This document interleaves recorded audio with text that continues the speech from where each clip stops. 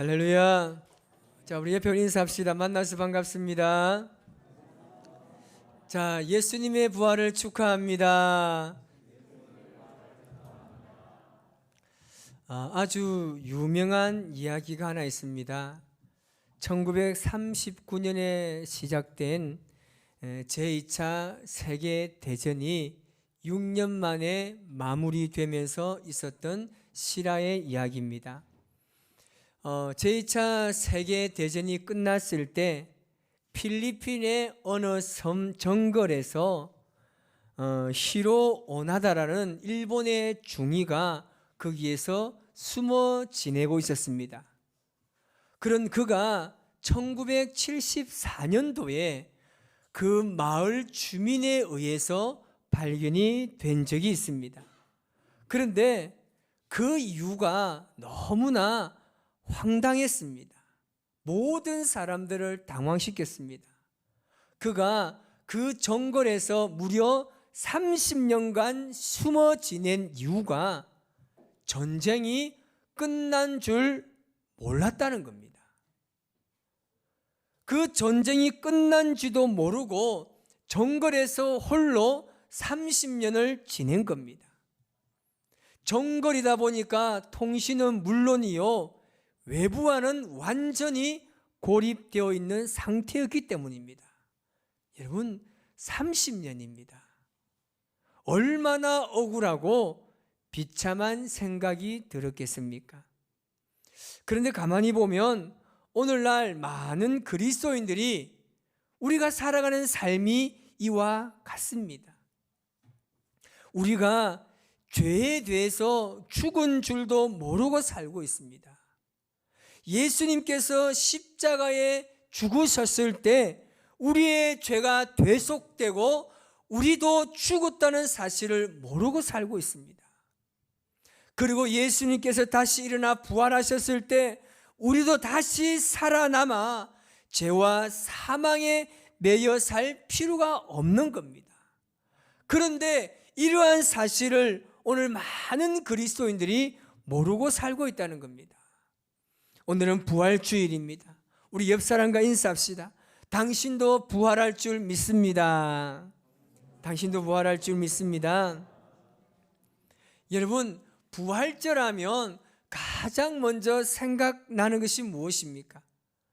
예수를 믿지 않는 사람들도 부활절을 너무나 잘 알아요. 그들이 부활절을 어떻게 알 수 있을까요? 계란입니다. 계란을 내밀면 굳이 제가 오늘 부활절입니다, 예수님이 부활하셨습니다, 예수 믿고 함께 살아갑시다 라고 이야기하기 전에 그들이 먼저 오늘 부활절입니까? 라고 이야기합니다. 자, 그러면 여러분에게 질문해 보겠습니다. 여러분들은 부활절하면 가장 먼저 생각나는 것이 무엇입니까? 설마 계란이라고 말하지는 않겠죠. 그리스도인들은 부활절하면 좀 다른 생각을 가지고 있어야 합니다. 오늘 주신 말씀을 통해서 예수님의 부활의 의미를 다시 한번 생각하는 은혜가 있기를 주님의 이름으로 축원합니다. 첫 번째, 부활은 그 누구도 막을 수가 없다는 겁니다. 이제 봄이 우리 곁에 다가왔습니다. 오늘 비가 내리고 날씨가 쌀쌀해집니다. 그러면 이제 이 쌀쌀함이 지나가면 우리에게 완연한 봄이 찾아오게 됩니다. 찾아오는 이 봄의 계절을 어느 누가 막을 수 있겠습니까? 새싹의 생명의 신비를 가지고 돋아나는 것을 어느 누가 막을 수 있겠습니까? 어떤 환경일지라도 활짝 피어나는 꽃들의 신비를 그 어느 누가 거부할 수 있겠습니까? 그 어떤 것으로 막으려고 해도 아무리 부정한다 할지라도 새 생명의 부활은 엄연히 존재하는 것입니다. 예수님의 부활이 그렇습니다.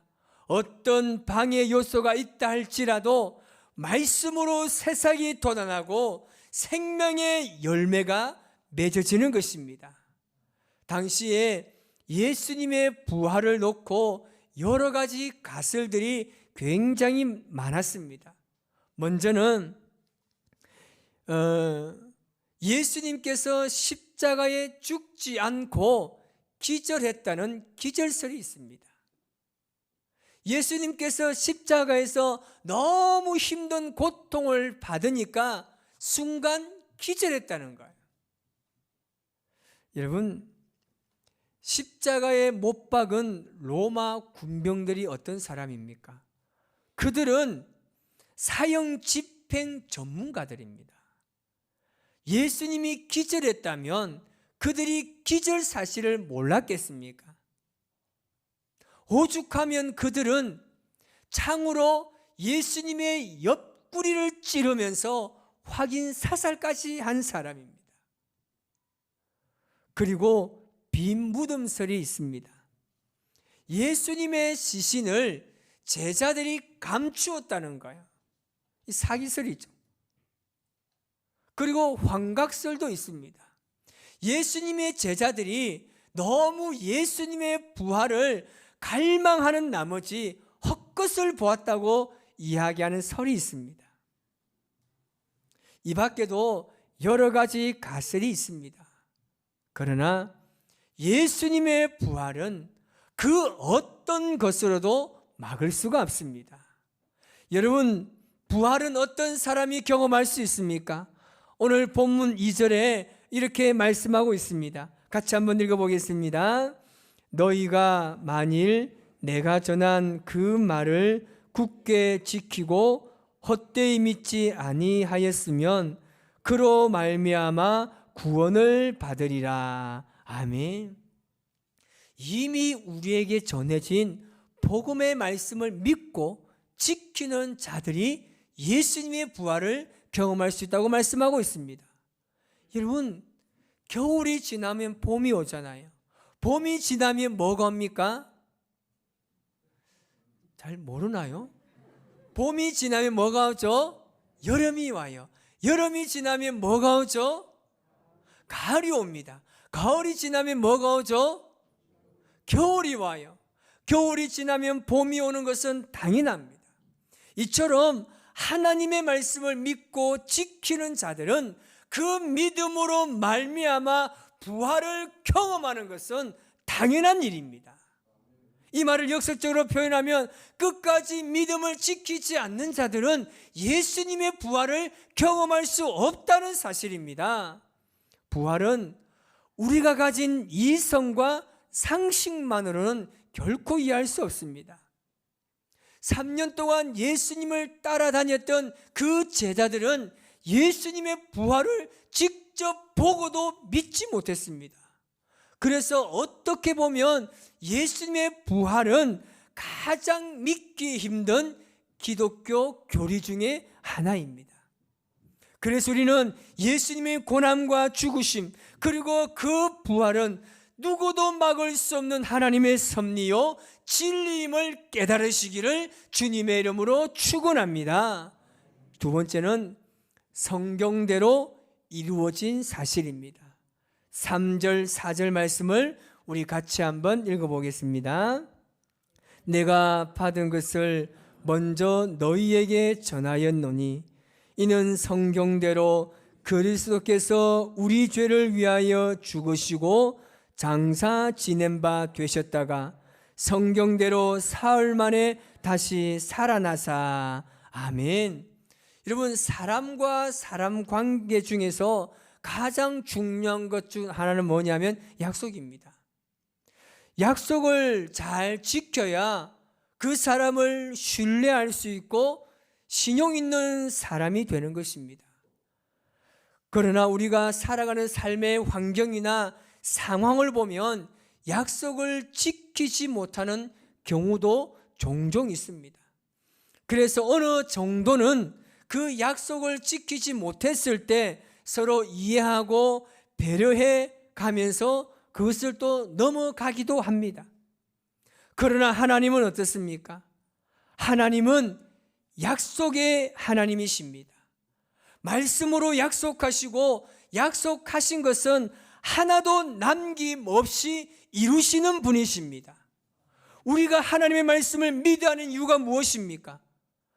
그분의 모든 말씀은 성취되는 말씀이요, 풀과 꽃처럼 마르고 시들지 않는 영원한 말씀이기 때문입니다.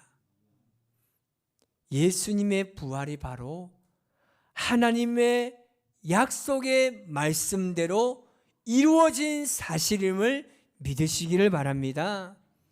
해마다 부활절을 맞이하지만 우리는 부활절 때마다 우리 자신에게 물어봐야 합니다. 부활의 의미는 오늘을 살아가는 우리에게 어떻게 적용되어져야 할까요? 간혹 그렇게 질문하는 사람들이 있습니다. 나중에 우리가 죽어서 부활하게 되면 어떤 모습으로 부활합니까? 라는 질문하게 합니다. 그래서 어떤 사람, 혹시 우리가 죽었다 부활하면 노인처럼 우리가 쭈글쭈글한 모습으로 혹시 부활합니까? 라고 질문합니다. 내가 옛날에 살아생전에 장기 기증을 했어요. 눈도 없고 간도 없고 쓸개도 없고 허파도 없고 신장도 없는데 그냥 몰골이 쑥 빠진 사람처럼 내가 그렇게 부활합니까?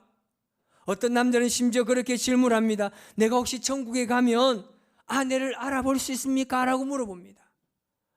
당신 정말 아내를 사랑하는군요. 정말 대단하십니다. 라고 이야기하면 그분의 말이 그렇지 않습니다. 웬만하면 아내를 몰라봤으면 좋겠대요. 저 땅에 살아가면서도 바가지를 팍팍 긁히며 살았는데 천국 가서 또 나를 알아보고 이 인간도 어떻게 왔냐고 팍팍 긁어서 하면 힘들다는 거예요. 그저 속으로 이 인간 아내도 똑같은 마음이다. 예수님만 잘 믿으면 돼요. 쓸데없는 생각하지 마세요. 필요 이상의 생각하지 마세요. 여러분, 우리가 부활하고 우리가 천국 간다는 그 사실에 감사하시면서 이 땅에서 예수님 잘 믿으며 살아가시기를 바랍니다. 내가 부활돼서 천국에서 내가 신생아처럼 태어나면 어떻습니까? 내가 이 모양 이 그대로 태어나면 어떻습니까? 천국 가는 게 중요합니다. 여러분 모두가 천국 갈 확신이 있습니까? 이쪽 절반은 대답을 전혀 안 하네요. 여러분, 내가 천국 갈 확신이 있습니까? 이 믿음 가지고 살아가야 되는 겁니다. 이 확신 없이 우리가 교회를 다닌다면 문제가 있는 겁니다. 예수님 믿는 사람들은 여기에 대한 확신을 가지게 됩니다. 나는 죽어서 반드시 부활하고 저 천국에서 하나님을 만날 것이다. 아멘 좀 하세요. 따라합시다. 인생은 타이밍이다. 아멘도 타이밍이다. 좀 잘하시기 바랍니다. 여러분, 우리가 어떻게 부활하면 어떻습니까? 어떤 모양이 중요한 것이 아닙니다. 우리가 예수님 잘 믿어서 저 나라에서 하나님을 만난다는 것, 이것이 가장 소중합니다. 말씀을 정리하고자 합니다. 예수님의 부활은 삶을 변화시키는 부활입니다. 부활을 목격한 베드로와 12 제자와 500여 형제와 예수님의 동생인 야고보, 그리고 바울의 삶은 예수님의 부활을 통해서 완전히 달라졌습니다. 부활을 경험한 그들은 더 이상 비굴하지 않았습니다. 부활에 대한 기쁨과 확신을 가지게 되면서 복음을 증거할 의욕과 그 용기를 가지고 복음을 위해 살았습니다. 부활절을 맞이하는 성도 여러분, 예수님의 부활이 나의 부활입니다. 이 확실한 믿음에 거하며 살아가시기를 바랍니다. 그래서 요한복음 11장 25절에서 26절에 그렇게 말씀하고 있습니다. 우리 같이 한번 읽어보겠습니다. 예수께서 이르시되 나는 부활이요 생명이니 나를 믿는 자는 죽어도 살겠고 무릇 살아서 나를 믿는 자는 영원히 죽지 아니하리니 이것을 내가 믿느냐? 아멘. 이 말씀을 믿으시기를 주님의 이름으로 축복합니다. 오늘 입교와 세례를 받는 분들에게 권면합니다. 예수님께서 십자가에서 고난받으시고 죽으신 것은 나의 죄를 대속하기 위함이요, 예수님의 부활은 나를 다시 살리기 위한 하나님의 은혜이며 일평생 가슴속에 간직하며 살아가시기를 바랍니다. 또한 이 말씀을 대하는 저와 여러분의 모든 삶에도 예수님의 부활의 놀라운 신비가 우리의 모든 삶을 주장하시기를 주님의 이름으로 간절히 축원합니다. 기도하겠습니다.